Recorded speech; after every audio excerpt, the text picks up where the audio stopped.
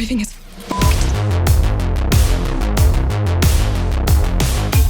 If you just can't get enough of the trademark sex, drugs, and super mega hyperviolence we get from the superhero satire The Boys, well, you're in luck because Amazon Prime has a new spinoff in the works that will probably include all of those things. It's called Gen V and just look.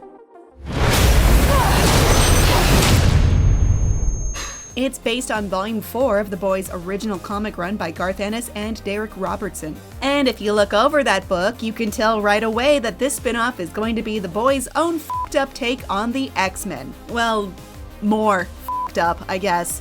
More on that in a minute. The basic idea is you've got a group of gifted youngsters who learn to hone those gifts at an institution, but this time, instead of being run by a good-hearted, telekinetic, bald professor with a cool chair, the school is run by Vought International, the same amoral corporate overlords who control just about everything in the Boys universe. So these superpowered youths are gonna be just a little different. Here's the show's roster. Marie Moreau, played by Jazz Sinclair, she's something called a bloodbender, which, yep, that makes sense. You may remember a form of this power from Avatar: The Last Airbender, when it was thought of as the worst, most forbidden, and morally bankrupt thing you could possibly do. Well, it's normal here. There's also a metal bender named Andre Anderson, played by Chance Perdomo, and Lizzie Broadway plays Emma Meyer, who basically has backwards Ant-Man powers. That's not to say giant man, more like tiny to normal. Jason Ritter will appear in at least one episode, as will Clancy Brown, who plays Richard Rich Brink Brinkeroff. Maddie Phillips plays empath Kate Dunlap. Darick Luh and London Thor will play gender-shifting character Jordan Lee. Sean Patrick Thomas will appear as the hero Polarity, and Patrick Schwarzenegger will play Golden Boy, Vought's #1 pick in the superhero draft. Thing is about these characters, it doesn't seem like any of them are included in the comic book source material. It seems as if they're new creations for the Gen V series. More on this in a minute. There's supposed to be a few returning characters from the main series. Jesse T. Usher's A-Train, Jensen Ackles' Soldier Boy is supposed to appear, as is Colby Minifie as Vought up-and-comer Ashley Barrett, and the head popper herself, Claudia Dummett as Victoria Newman. How much do you want to bet she unceremoniously pops one of the most intimidating characters in the show like it's nothing? You have 5 minutes to make your opening statement. Back to the X-Men connection, the comics run the series is based on focuses on a large group of supers called the G-Men. And just like how Marvel has a bunch of ancillary X-teams, there are a bunch of G-teams too, including G-Wiz, a team of superpowered teens who are still figuring out the whole superheroing thing. As the comics Billy Butcher puts it, anyone joining the G-Men starts with G-Wiz. Gotta learn the ropes before you play with the big lads. Anyway, this guy, John Godolkin, is kind of a stand-in for Professor X. In the comics and in the series, the institute the group of youngsters train in is called Godolkin University School of Crimefighting, operated by Vought International, of course. That's where the similarities seem to end, though. The comics G-Wiz is a group of frat house dudes straight out of Animal House, and the characters in Gen V seem to be a bit more diverse, and they're not even in the comics at all. So it's safe to say that the story will be a bit different than it's presented in the comics, the same way the main series The Boys just uses its comics inspiration as a jumping off point instead of an ironclad blueprint for what the story is supposed to be. And I'm telling you here, folks, that is a good thing. Mild spoilers here. The big twist in the comic comes from when Mother's Milk discovers that the G-Men are not the orphans their origin stories would suggest. Rather, John Godolkin actually kidnapped them as kids and sexually abuses them. Godolkin uses Compound V to give them superpowers and trains them to be superheroes who protect the G-Men and his whole operation at all costs. And sometimes that means taking out other G-Men who decide they don't want to go along with the program anymore. In addition to this, there are members of the main G-Men team who obviously carry some deep psychological wounds thanks to Godolkin's quote-unquote training.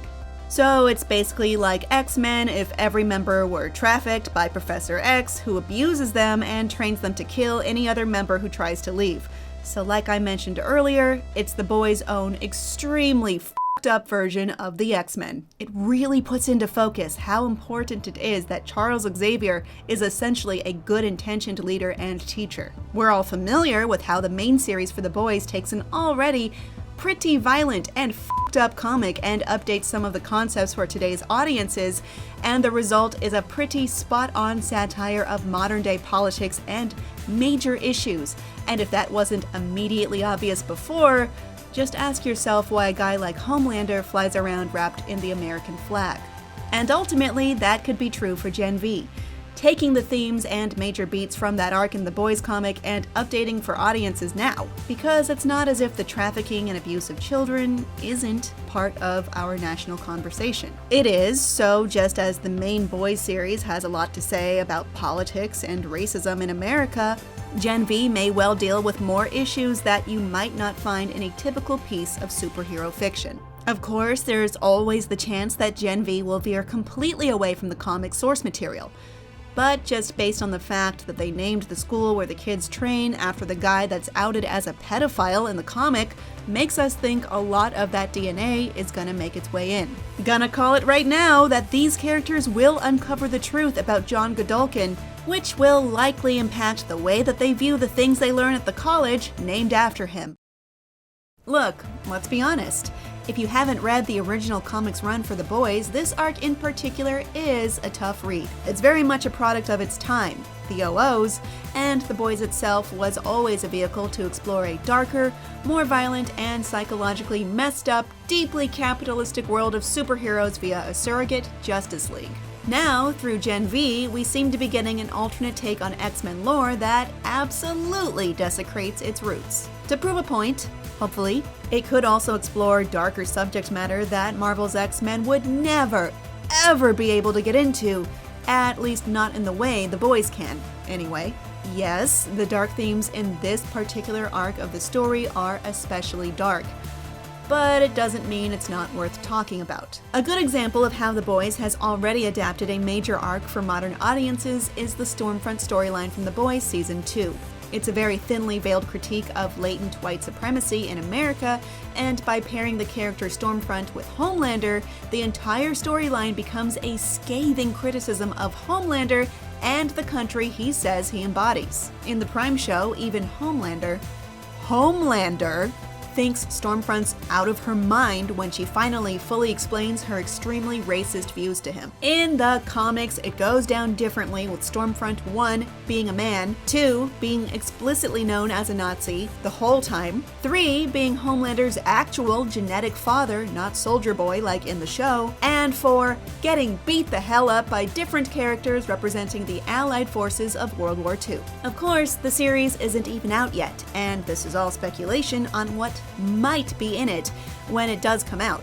But the way the main boys series likes to address real-world issues and problems in a hyper-violent superhero drama is a huge part of what makes it as good as it is. Without that element, it's just a generic Justice League analog, which, yeah, there are a couple of unsuccessful versions of that. So we're hoping that the same approach elevates Gen V from being just some send-up of the X-Men. Point is, brace yourselves for Gen V.